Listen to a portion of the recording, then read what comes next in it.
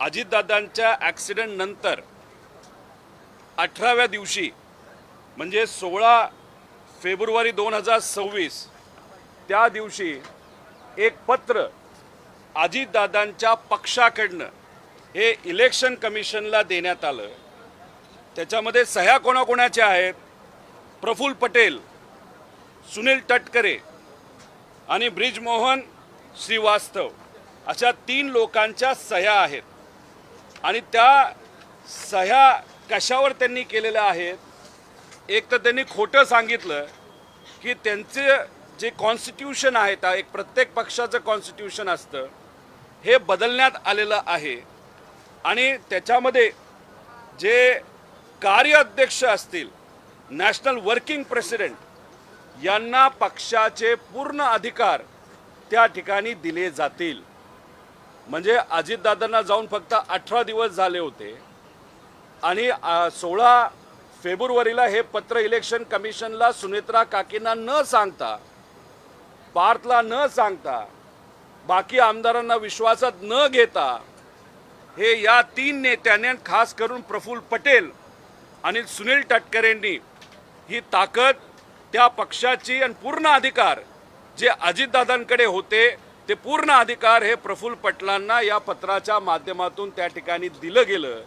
जे सुनेत्रा काकींना कळलं असावं म्हणून त्या राष्ट्रीय अध्यक्ष झाल्यानंतर त्यांनी लगेचच्या लगेच तिथं त्या ठिकाणी पत्रव्यवहार केला। आता याच्यामध्ये आपण जर बघितलं तर अजितदादा हयात असताना, अजितदादा जिवंत असताना अजितदादांच्या घराबाहेर ब्लॅक मॅजिक केलं जातं।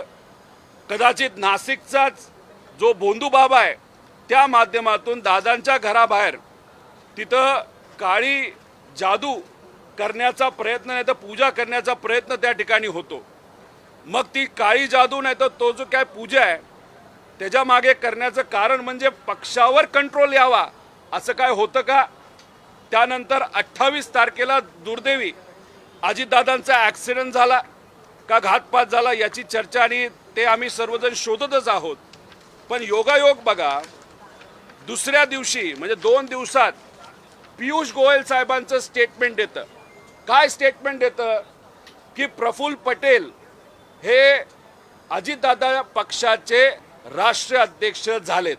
ठीक आहे, त्यानंतर ते बोलले की मी चुकून बोललो, पण क्रमवारी बघितलं तर कुठंतरी असं दिसतंय प्रफुल्ल पटेल, सुनील तटकरे आणि काही मोठे इतर पक्षाचे नेत्यांमध्ये कदाचित ह्या सगळ्या गोष्टी आधीच ठरल्या होत्या। आणि मग या आधीच सगळ्या गोष्टी ठरल्या होत्या, आधीच जर ठरलं होतं की पक्षाचा कंट्रोल घ्यायचा, तर मग जेव्हा अजितदादांची अंत्यविधी होत होती तेव्हा प्रफुल्ल पटेल आणि सुनील तटकरे तिथे आले। काय हेती गुण तिथे आले होते? त्याच्या मागे 27 तारखेच्या बैठकीचा पण काय हेतू होता? का डिले केलं गेलं? हे कुठं ना कुठंतरी त्या ठिकाणी तपास केला गेला पाहिजे असं आमचं त्या ठिकाणी मत आहे। त्यामुळे हे सगळे डॉक्युमेंट सोशल मीडियाच्या माध्यमातून मी आपल्यापर्यंत आणेलच, पण हे कुठेतरी सिद्ध होतं की प्रफुल्ल पटेल आणि सुनील तटकरेंना पक्षाचा ताबा घ्यायचा होता। कारण का अजितदादा हयात असताना जे फालतू खर्च होते, नरेश अरोरावरचा खर्च असेल, इतरही काही खर्च असतील, काही गोष्टी पार्टीमध्ये चुकीच्या पद्धतीने होत होत्या, काही लोकांचं कर्तृत्व नसताना सुद्धा त्यांना मोठी मोठी पदं पक्षामध्ये दिली होती आणि मग दादा कार्यकर्त्यांचं, आमदारांचं ऐकत होते। पण ह्या लोकांचं ऐकत नसल्यामुळे मग ह्या लोकांनाच कुठेतरी असं पाहिजे होतं का की अख्खी पार्टी आपल्या कंट्रोलमध्ये त्या ठिकाणी यावी आणि मग अजितदादांचा ॲक्सिडेंट होणं, पार्टीचा कंट्रोल करण्याचा प्रयत्न त्या ठिकाणी करणं, सुनेत्रा काकींना हे सगळं कळणं। आता सुनेत्रा काकींना मला एवढंच त्या ठिकाणी सांगायचं की राजकारण लय वंगाळ झालेलं आहे। अवतीभोवती जी कोणी लोक आहेत त्यांच्याबद्दलची काळजी आपल्याला घ्यावी लागेल।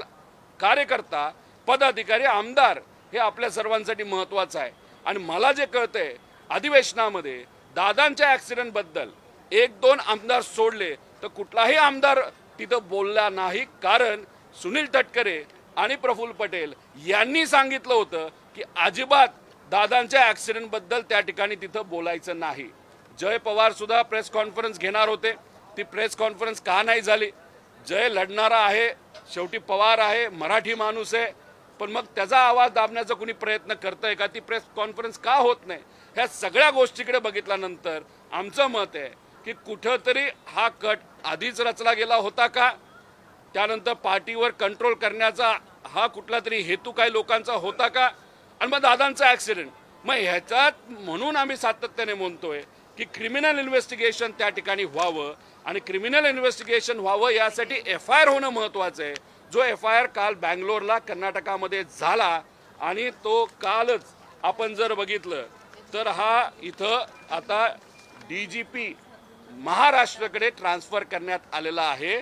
आणि शेवटची जर आपण त्या ठिकाणी हे बघितलं तर ह्याच्यामध्ये तिथं सांगण्यात आलेलं आहे की हे सगळं आपल्याकडे आलेलं आहे, आता आपण त्याच्यावर त्या ठिकाणी कारवाई करा. म्हणजे कर्नाटकाच्या पोलिसांकडे आता हा तपास राहिलेला नाही, हा तपास आलेला आहे महाराष्ट्र पोलिसांकडे. आता महाराष्ट्र होम मंत्रालय पोलीस या बाबतीत काय निर्णय घेतात हे या ठिकाणी आपल्याला बघावं लागेल. पण याच्या मागे दादांच्या घातपातच्या मागे नाही तर ॲक्सिडेंटच्या पाठीमागे काय रणनीती होती, काय कट कारस्थान त्या ठिकाणी झालं होतं आणि कुणी रचलं होतं हे बघायचं असेल तर क्रिमिनल इन्व्हेस्टिगेशन होणं हे महत्त्वाचं आहे असं आमच्या सगळ्यांचं मत आहे. 26 फेब्रुवारीचं तुम्ही जे पत्र म्हणतात त्यात काय नेमकं म्हटलंय?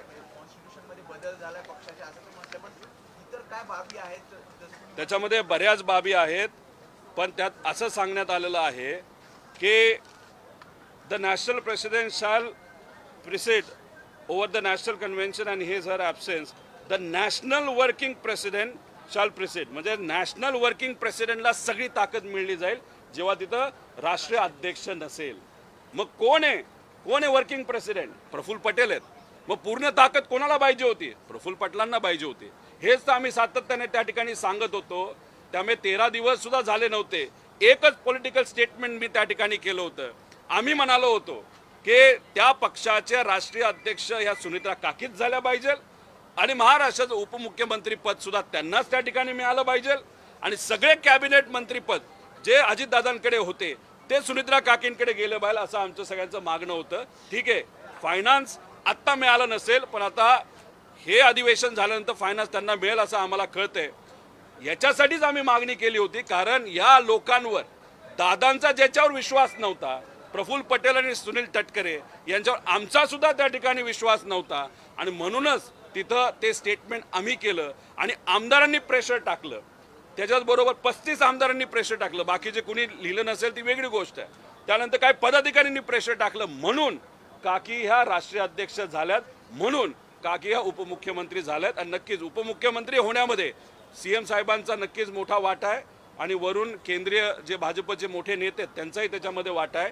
पण राष्ट्रीय अध्यक्ष होण्यामागे फक्त कोणाचा वाटा असेल तर काही 35 आमदार आणि पदाधिकारी ह्या लोकांना जे करायचं होतं, पक्षाचा कंट्रोल जो घ्यायचा होता तो मात्र त्या ठिकाणी त्यांना तिथं घेतला आला नाही. जय पवार यांची पत्रकार परिषद दाबली गेली असं वाटतंय तुम्हाला? की 16 फेब्रुवारीलाचं हे पत्र आहे, पण त्यापूर्वी सुद्धा असा प्रयत्न झालेला होता का? कारण तुम्ही एकूणच अजितदादांचा अपघात हे सगळं षडयंत्र होतं असा तुमचा आरोप आहे.